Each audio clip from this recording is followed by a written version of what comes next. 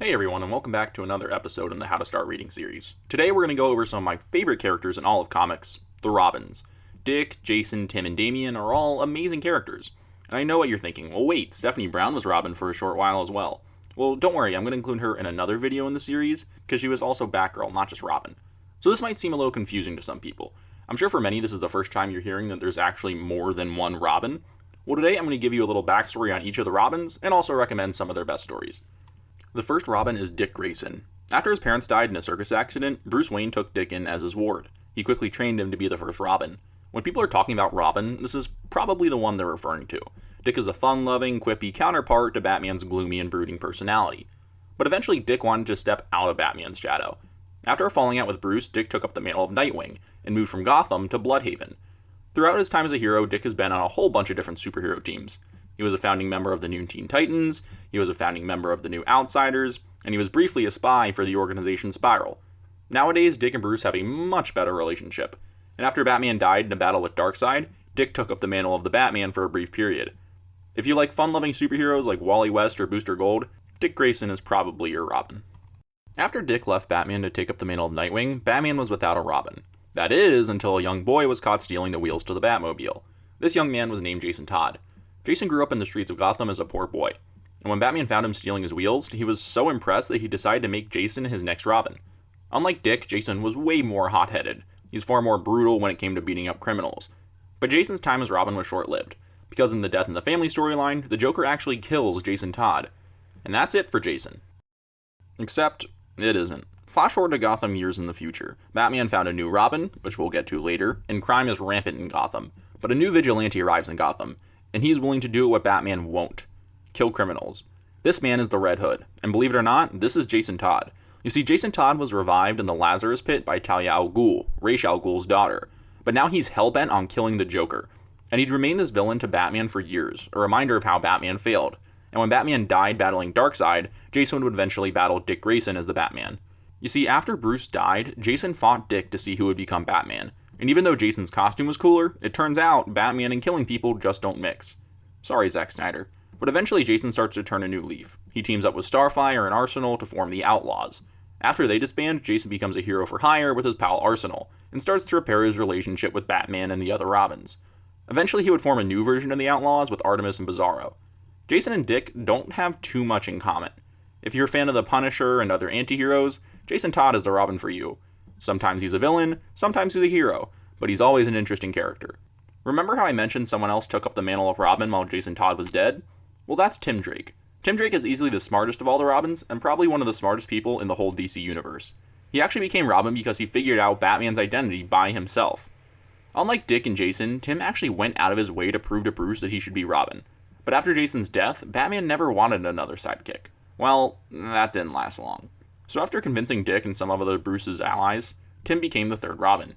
Like Dick, Tim was also involved in a whole bunch of teams. He joined the Teen Titans and was a founding member of Young Justice along with Superboy and Impulse. After Bruce's death, Tim actually believed that Bruce was still alive and went on a quest to bring Bruce back from the dead. Nowadays, Tim formed a team of superheroes in Gotham so that Batman would have to finally stop working by himself. And in other places, he formed a new era of the Young Justice team. If you like detective work and team books, Tim Drake is the Robin for you. And finally, we have Damien Wayne. That's right, his last name is Wayne.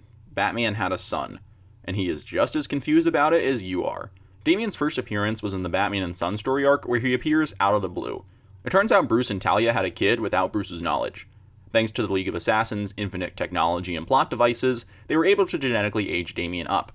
As the grandson of Ra's al Ghul, Damien is destined to become the Demon's Head and rule the League of Assassins. But Batman isn't too keen on this idea. Too bad though, because Batman died in a battle with Darkseid. So once Dick took over the mantle of Batman, Damien became the new Robin. Unlike literally every other character in the DC universe, and most fans at the time, Dick actually gave Damien a chance, and the two became a great superhero team. Eventually Damien dies, and then comes back to life because no one can stay dead in comics. Damien is currently the leader of his own group of Teen Titans, and best friend to John Kent, aka Superman's son. If you like arrogant brats who become slightly less arrogant brats over time, Damien is the Robin for you. Alright, so let's go ahead and get into the stories, starting with Dick Grayson. My first recommendation is Robin Year One by Chuck Dixon. So when you're talking Dick Grayson, of course Chuck Dixon's name is going to come up. This man is responsible for some of the greatest Nightwing stories of all time. But for starting out, it only makes sense to start at Robin Year One. If you've seen my How to Start Reading Batman video, you'll know that DC decided to create a definitive origin for Batman in Frank Miller's 1988 Batman Year One. The story was so wildly successful that it spawned a whole bunch of other Year One stories. It also got a sequel.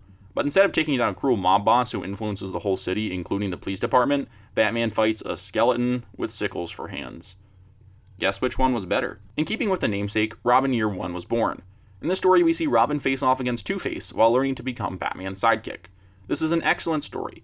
If you're interested in starting at the very beginning of Dick Grayson, or you just want to see one of his few stories while he was actually Robin, Robin Year One is for you. Next up, I'm going to give you guys a few Nightwing recommendations. First off, we have Nightwing Volume 1, Traps and Trapezes by Kyle Higgins.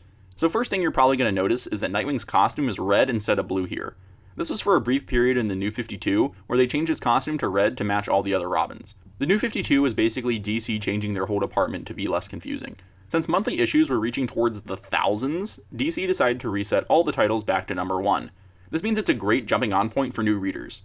This Nightwing series is great because it adds a lot to the lore of Nightwing. We learn some interesting secrets about his past in this book. And usually when someone says that in comics, it's really not that interesting. But here it is. The series ties a lot into Scott Snyder's Batman run at the time, so if you're interested in keeping up with Batman while still learning about Dick Grayson, this is a great start for you. Next up is Nightwing Volume 1, Better Than Batman by Tim Seeley. The story is set a few years after Traps and Trapezes, and honestly, this run rivals Dixon's for my favorite of all time. One of the greatest parts about this story is it sets up who I believe is Nightwing's arch-nemesis. Before this, Nightwing never really had a true arch-enemy. Deathstroke, Blockbuster, and Two-Face were all contenders, but none of them really stand out. The story follows Nightwing's shaky alliance with Raptor. Like Batman, Raptor is Dick's new mentor. But unlike Batman, Nightwing actually finds himself agreeing with Raptor. His morals are different, he's super complex, and eventually we'll see how these two split apart. If you're looking for a story with a great villain, this one is the one for you. And how about if you're looking for Nightwing on a team book? Well, look no further than Judd Winnick's Outsiders Volume 1. This book follows Nightwing and Green Arrow's sidekick Arsenal as they form a new team of superheroes. But unlike the Teen Titans, the Outsiders aren't about forming a family and getting personal. It's all about the mission. After several Teen Titans died, Nightwing is full of anger and can't form personal connections with his teammates anymore. This book has a ton of great characters in it. Grace, Thunder, Jade, all characters who rarely get the spotlight anywhere else.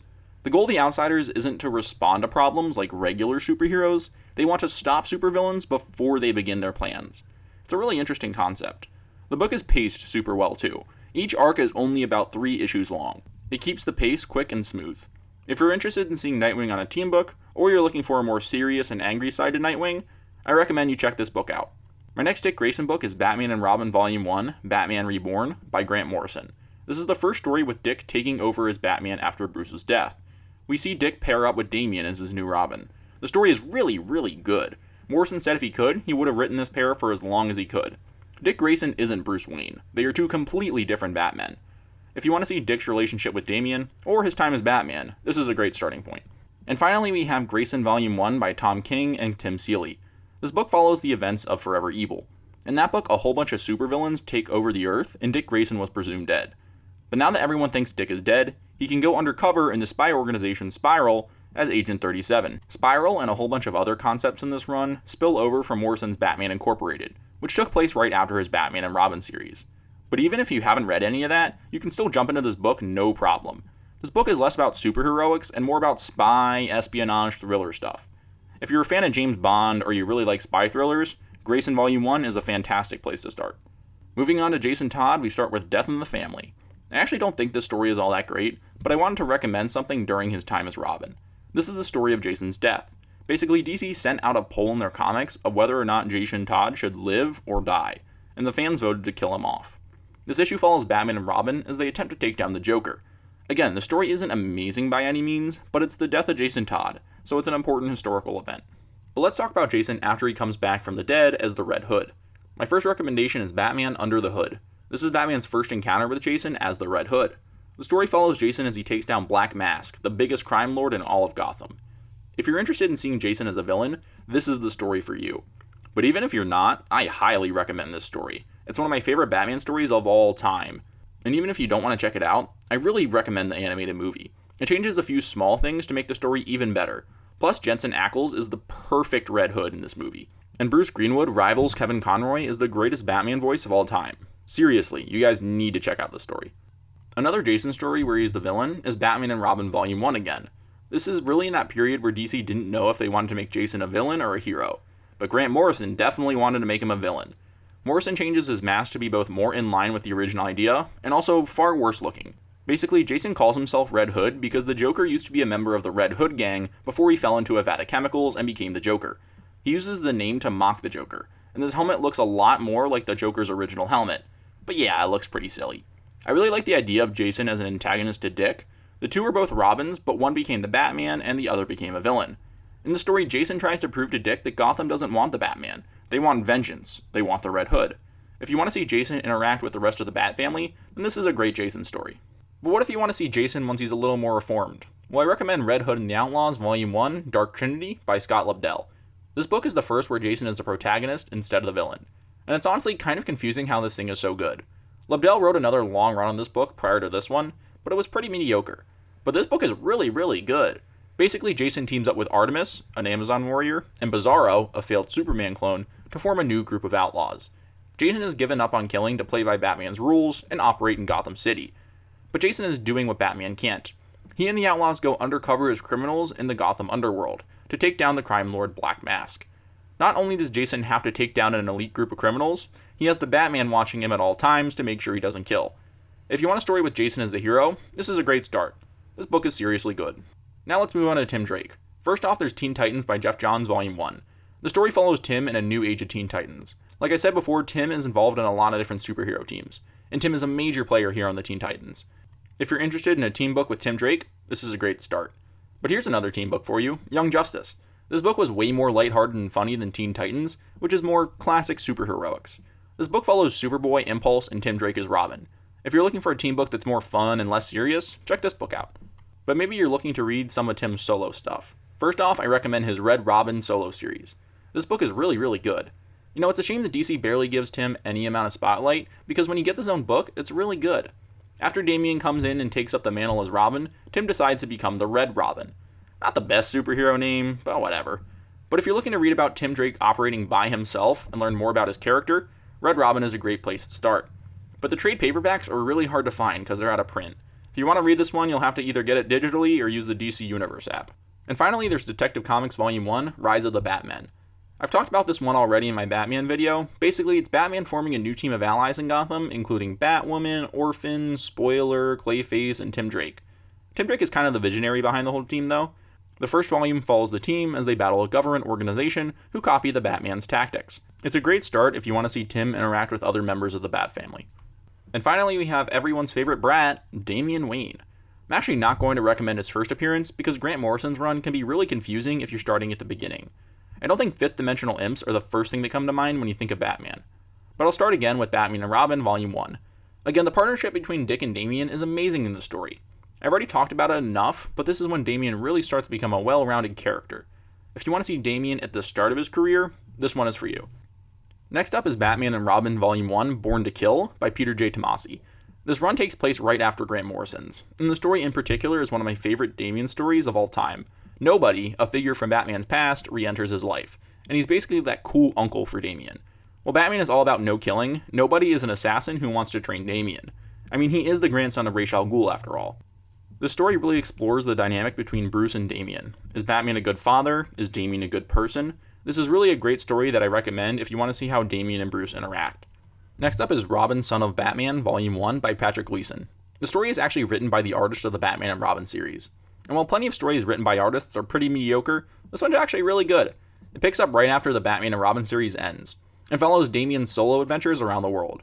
Plus, this is the introduction of Goliath, who's basically Bat Clifford. If you want to read a solo Damien book without the interference of the pesky Bat family, definitely check this one out. And finally, for Damien, we have Super Sons Volume 1. This is the team-up book between Damian Wayne and John Kent, Superman's son. And the two couldn't be any more different. This book is also written by Peter J. Tomasi, with some amazing art by one of my favorites in the business, Jorge Jimenez. The book follows a more mature Damien who learns from John, and vice versa. You know how Damien used to be an arrogant tool? Well, now he's a little less of an arrogant tool. This book really shows how Damien has evolved since his creation, and also crosses over the worlds of Batman and Superman really nicely. If you guys want to read a team-up book between Robin and Superboy, with more of a light-hearted and fun side, this is the book for you. Okay, that was a lot of books. But I mean, I really do love all the Robins. It's actually pretty hard for me to pick a favorite. But let me know who your favorite Robin is in the comments below. And also let me know who else you guys want to learn how to start reading. See you guys next time.